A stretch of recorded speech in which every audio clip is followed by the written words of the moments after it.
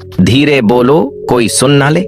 ये बात हम सबके कानों में पड़ी होगी और हमारे मुंह से भी निकली होगी, लेकिन सोचने की बात यह है कि ये वाक्य कब कब हमारे मुंह से निकलता है और कब कब हमारे कानों में पड़ता है, क्योंकि ऐसे कम ही गुप्त राज होते हैं जो हम दूसरों के कानों में पड़ने नहीं देना चाहते। अक्सर परिवार में अशांति का कारण हम स्वयं ही होते हैं। हम इस बात को देख पाए या भले ना देख पाए, पर ये असल सत्य है, क्योंकि जाने अनजाने मूर्खतावश हम खुद ही अपनी वो बातें दूसरों को बता देते हैं जो हमें कभी नहीं बतानी चाहिए, और वही बातें जो जाने अनजाने में हमने किसी दूसरे के सामने बता दी थी, वही हमारे दुख का कारण बन जाता है, वही हमारे झगड़े का कारण बन जाता है। और फिर बाद में हमें पछतावा होता है कि मुझे ये बात किसी को बतानी नहीं चाहिए थी, मेरी ही गलती हुई कि मैंने जाने अनजाने में ये बात सभी को बता दी। इसीलिए आज की ये जो बौद्ध कहानी मैं आपको सुनाने वाला हूँ, उसे सुनने के बाद आपको 7 ऐसी बातें पता चलेगी जो आपको कभी किसी को नहीं बतानी। ये जो 7 बातें हैं जो आपको किसी को नहीं बतानी, क्यों नहीं बतानी, इसके पीछे का तर्क भी मैं आपको दूंगा। और इन 7 बातों के अलावा अगर आपको लगता है कि कोई बात ऐसी है जो मुझसे छूट गई या मैं नहीं बता पाया, तो कमेंट सेक्शन में जरूर बताना। इससे पहले कि आप इस बौद्ध कहानी में खो जाए, इस चैनल को सब्सक्राइब जरूर कर लें। तो चलिए कहानी शुरू करते हैं। एक समय की बात है, एक नगर में रामू नाम का एक युवक रहता था। वो युवक बहुत गरीब था, कुछ पैसा नहीं था उसके पास। 2 वक्त की दाल रोटी भी बड़ी मुश्किल से उसको नसीब होती थी। किसी काम की तलाश में दिन रात खोज करने पर भी उसे कोई काम नहीं मिल रहा था। फिर एक दिन उसने अपनी पत्नी के सामने अपनी सारी समस्या बता दी। उसने अपनी पत्नी को कहा कि मैं जिस जगह भी काम मांगने के लिए जाता हूँ, तो हर कोई मुझे यह कहकर काम नहीं देता कि हमारे यहाँ काम की जरूरत नहीं है। मैं काम की तलाश कर करके थक चुका हूँ। मुझे समझ नहीं आता कि मैं तुम लोगों का पेट कैसे भरूंगा, अपने बच्चों को कैसे पालूंगा, और ये चिंता मुझे दिन रात खाए जा रही है। ये सुनकर उसकी पत्नी ने कुछ सोचकर कहा कि तुम एक आदमी के पास सिर्फ एक बार ही काम मांगने के लिए जाते हो, और जब वो काम नहीं देता तो तुम दोबारा उसके पास जाते तक नहीं हो। अगर तुम्हें उनसे काम लेना है तो तुम्हें हमदर्दी जतानी होगी, तुम्हें उनसे हमदर्दी हासिल करनी होगी, अपनी गरीबी दिखानी होगी, ताकि वो लोग तुम्हारी मजबूरी समझकर तुम्हें काम पर रख ले। इसलिए शर्म मत करो, उन्हें अपनी मजबूरी बताओ, अपनी गरीबी बताओ, और इसी उपाय से तुम काम पा सकते हो। ये बात रामू की मस्तिष्क में बैठ गई, और अगले दिन काम मांगने के लिए वो उसी सेठ के पास जा पहुंचा जहां पर वो पिछले दिन काम मांगने के लिए गया था। लेकिन इस बार उसने हाथ जोड़कर उस सेठ से प्रार्थना की, उससे विनती की कि वो बहुत गरीब है और उसे काम की बहुत आवश्यकता है। वो जो कुछ भी उसे देंगे वो उसमें संतुष्ट हो जाएगा, पर कृपया करके मुझे अपने यहाँ काम पर रख ले। उसकी ये हालत देखकर उस सेठ ने उसे अपने यहाँ काम पर रख लिया। वो रोज वहां पर काम पर जाने लगा। अंदर ही अंदर वो खुश तो था कि उसे काम तो मिला, लेकिन उसे वेतन दूसरे लोगों से कम मिलता था। वही काम जो दूसरे लोग कर रहे थे, उन्हें ज्यादा वेतन मिल रहा था और इसे कम वेतन मिल रहा था। जब इस बारे में उसने अपने सेठ से कहा, तो सेठ ने कहा कि देखो भाई, तुम्हें काम की जरूरत थी, मैंने तुम्हें काम दिया, मेरा धन्यवाद करने की बजाय तुम मुझसे शिकायत कर रहे हो। ये कैसी बलवंत साहत है। ये सुनकर रामू वहीं पर चुप हो गया। बात कहीं ना कहीं सत्य थी, सच थी। सेठ ने तो उसे उसकी मजबूरी के हिसाब से ही काम दिया था, और इसीलिए वो उसे अपने अनुसार ही वेतन देता था। लेकिन धीरे धीरे उसने ये बात अपने सगे संबंधियों और अपने दोस्तों को भी बताना शुरू कर दी कि उसका सेठ कैसा आदमी है और उसे कितना वेतन देता है। समय बीतता रहा और रामू पूरी लगन के साथ अपना काम करता रहा, लेकिन अब परिस्थितियां बदलने लगी थीं। सेठ अब रामू से दूसरे लोगों से ज्यादा काम लेता था और उनसे कम वेतन उसे देता था। ये बात रामू के मन को बहुत खलती थी। वो दूसरों से ज्यादा मेहनत कर रहा है और उनसे कम वेतन पा रहा है। इससे उसके आत्मसम्मान को बहुत गहरी चोट पहुंची। अब धीरे धीरे उसका मन अपने काम से हटने लगा। उसका मन काम में लगता ही नहीं था। जाहिर सी बात है कि ऐसी जगह किसका मन लगेगा। जहां आदमी को अपने आत्मसम्मान के साथ समझौता करना पड़े। इसीलिए जल्द ही उसने अपना काम छोड़ दिया और वो घर पर आकर खाली बैठ गया। अब उसके पास घर का खर्चा चलाने के लिए भी पैसे नहीं बचे थे। इसीलिए उसने अपने सगे संबंधियों और अपने दोस्तों से सहायता मांगने शुरू की। लेकिन उसके दोस्त उसके सामने तो उसे दया का पात्र समझते थे, उसे दिलासा देते थे, लेकिन पीछे से उसका मजाक उड़ाते थे। वो कहते कि कितना बेवकूफ है, सेठ ने इतना काम लिया और बेचारे को पैसे भी नहीं दिए। अरे हम इसको पैसे दे दे तो ये कल हमारा भी पैसा नहीं वापस कर पाएगा। इसकी ऐसी हालत है, काम तो इसके पास कुछ है नहीं, पैसा कहां से लाकर देगा। और इसी वजह से रामू की हालत दिन पे दिन खराब होती जा रही थी। अब वो दिन रात तनाव में रहने लगा था। वही दोस्त, वही सगी संबंधी जो उसके अपने होने का दिखावा करते थे, वो उसे दया का पात्र समझ रहे थे। उन्हें उसके ऊपर तरस आ रहा था। सब लोग आकर उसे ज्ञान तो बहुत देते थे, लेकिन कोई सहायता नहीं करता था। और अक्सर ऐसा ही होता है, ज्ञान देने वाले तो बहुत मिल जाते हैं, लेकिन मदद करने वाले, उंगली पकड़कर, हाथ पकड़कर आगे चलाने वाले कितने लोग मिलते हैं। फिर एक दिन उसे पता चला कि पड़ोस वाली गांव में एक बौद्ध भिक्षु आया हुआ है जो बहुत ही ज्ञानी है। रामू इतना तनाव में था कि उसे कोई रास्ता नजर ही नहीं आ रहा था। इसीलिए जाने अनजाने वो उस बौद्ध भिक्षु के पास पहुंच जाता है।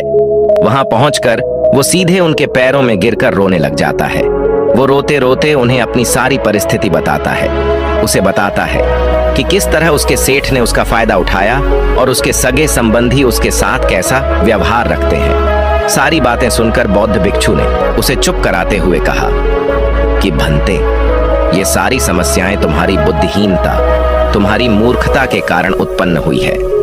अगर तुम्हारे अंदर विवेक होता तो इनमें से एक भी समस्या तुम्हारा चित्त को दुखी नहीं कर सकता था। लेकिन तुमने अपने अविवेक के कारण, अपनी मूर्खता के कारण खुद ही अपने रास्ते में कांटे बिछा दिए।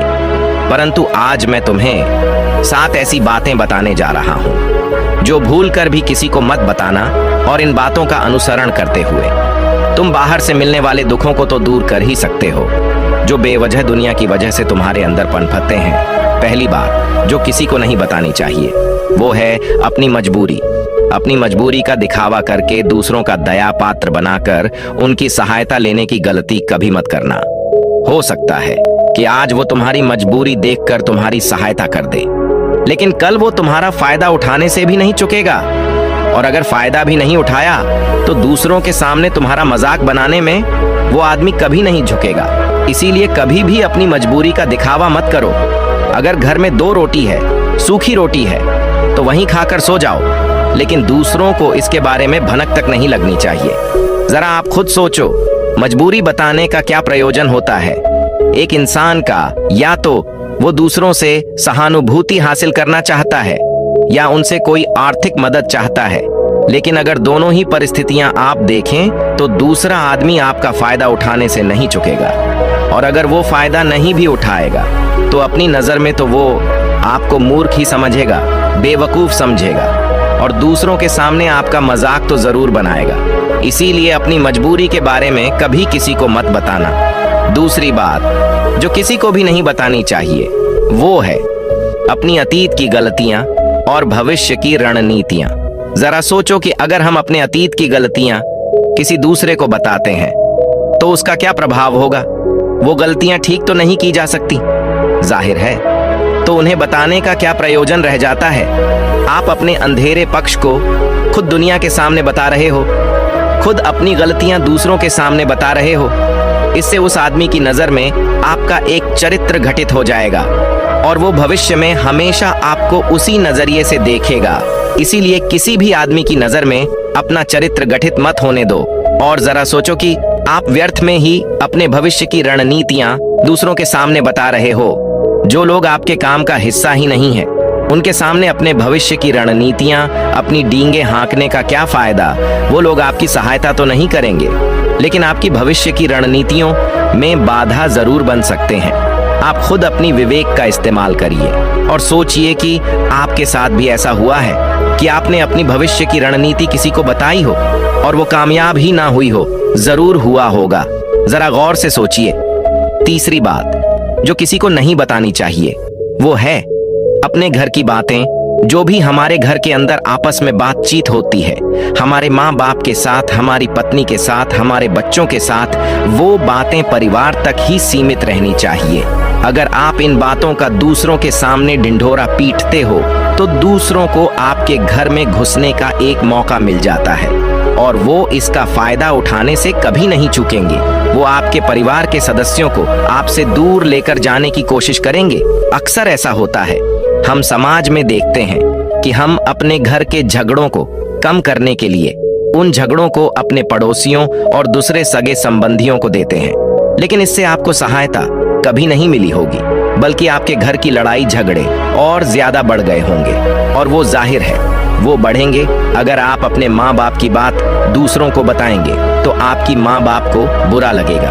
यही कि हमारा बेटा हमसे बताए बगैर दूसरों को ये बातें बता रहा है, इसीलिए अपने घर की बातें और अपने घर की लड़ाई झगड़े किसी के सामने मत बताना।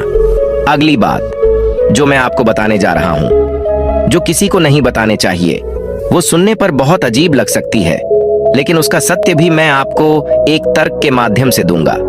मैं कहता हूं कि अपनी आमदनी किसी को मत बताना। अब अपनी आमदनी ना बताने के पीछे क्या प्रयोजन हो सकता है? जरा सोचिए कि आप अपनी आमदनी अपने दोस्तों को बता देते हैं, तो जब आपके दोस्तों को जरूरत पड़ेगी तो वो सिर्फ आपको ही याद करेंगे, क्योंकि उनको पता है कि अगर आपकी आमदनी ज्यादा अच्छी है तो आप ही उनकी मदद कर सकते हैं, और इसीलिए ज्यादा लोग आपसे सहायता मांगेंगे। और जब आप उनकी सहायता नहीं करेंगे तो वो सोचेंगे कि इस आदमी के पास पैसे हैं, मेरी सहायता कर सकते हैं, लेकिन ये सहायता कर नहीं रहा है, और इसीलिए आपकी आमदनी आप दोनों दोस्तों के बीच एक झगड़े का कारण हो सकती है। कम आमदनी होगी तो लोग मजाक उड़ाएंगे, और ज्यादा होगी तो सहायता मांगेंगे, तो अपनी आमदनी बताने का कोई प्रयोजन नहीं है। अगली बात जो मैं आपको बताने वाला हूँ, उसे अपनी घाट बांध लेना और किसी को ये बात मत बताना। अपनी कमजोरी और अपनी ताकत अक्सर इंसान को पता नहीं होता है कि उसकी कमजोरी या उसकी ताकत क्या है, लेकिन अगर आपको अपनी कमजोरी और अपनी ताकत पता है तो पहली बात तो आप बहुत ही बुद्धिमान आदमी हैं, और दूसरी बात कि आपको ये बातें किसी से साझा नहीं करनी है, क्योंकि अगर आपकी कमजोरियां दूसरों को पता चल गई तो वो आपकी कमजोरियों का फायदा उठाएंगे, और अगर आपकी ताकत पता चल गई तो वही ताकत आपकी कमजोरी बन जाएगी, क्योंकि वो ताकत दूसरे आदमी को पता है और वो ताकत की खाट भी ढूंढ ही लेगा। अपनी कमजोरी और अपनी ताकत अपनी पत्नी या अपने पति को भी नहीं बतानी चाहिए, क्योंकि इसके बाद आपको घर में उनसे हमेशा दब के रहना पड़ेगा। अगली बात जो किसी को नहीं बताने चाहिए वो है अपने मित्र और अपने शत्रु। आप अपने मित्रों के बारे में अगर दूसरे लोगों को बताएंगे तो वो आपके मित्रों के साथ अपनी घनिष्ठता बनाकर आपको धोखा दिलवा सकते हैं, आपके गहरे मित्रों को आपसे दूर करने का प्रयास कर सकते हैं। अक्सर आम आदमी ऐसा नहीं करता, लेकिन आपके दुश्मन ऐसा करने की कोशिश कर सकते हैं। और दूसरी तरफ आपके शत्रु का भी किसी को नहीं पता लगना चाहिए, क्योंकि आज जो आपका मित्र है, अगर कल वो आपका दुश्मन हो गया तो वो आपके दुश्मन के साथ ही मिलकर आपको परास्त कर सकता है, आपको धोखा दे सकता है। इसीलिए अपने सबसे अच्छे दोस्तों को भी अपने दुश्मन के बारे में कभी मत बताना। अगली और आखिरी बात कहना चाहता हूँ कि जब तुम दान करते हो तो दान के बारे में भी किसी को मत बताना, नहीं तो दान करना व्यर्थ हो जाता है, बेकार हो जाता है। जब आप अपने दान का ढिंढोरा पीटते हो तो आप ये बता रहे हो कि मैं कितना बड़ा दानी पुरुष हूँ, और ये आपके अंदर एक अहंकार निर्मित करेगा। इसीलिए दान गुप्त रूप से किया जाए उतना ही अच्छा होता है, उतना ही फलदायी होता है। जब आपका बायां हाथ दान कर रहा हो तो दाएं हाथ को भी ना पता चले कि बायां हाथ दान कर रहा है। ये 7 बातें जो बौद्ध भिक्षु ने रामू को बताई, इनमें संसार के सभी सिद्धांत छिपे हुए हैं। इन बातों का अनुसरण करते हुए आप अपने घर में सुख शांति बना सकते हैं और घर के झगड़े हमेशा के लिए दूर कर सकते हैं। आप इन बातों के बारे में अपने विवेक से भी सोचेंगे तो आपको ये बातें सच मालूम पड़ेंगे। और हमारा कहानी सुनाने का मकसद यही है कि आपका विवेक जागृत हो।